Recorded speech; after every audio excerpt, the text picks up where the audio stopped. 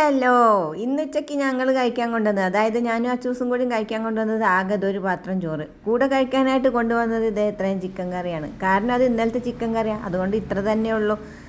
തനിയെ വാരി കഴിക്കാൻ അറിയെങ്കിലും എന്നെ കണ്ട ചോറ് വാരി തരണമെന്ന് വാശി പിടിക്കുന്ന അച്ചൂസാണ്. അപ്പോൾ ഇന്ന് ഞാൻ ചോറ് വാരി കൊടുക്കണം. ഇന്ന് മാത്രമല്ല, മിക്കവാറും ചോറ് ഞാൻ വാരി കൊടുക്കൽ തന്നെയാണ്. ആദ്യം ചിക്കൻ കഴിക്കും, അതിന് ശേഷം ചോറ് കഴിക്കും. രണ്ടും കൂടി ഒരുമിച്ചൊന്നും അവൻ കഴിക്കില്ല.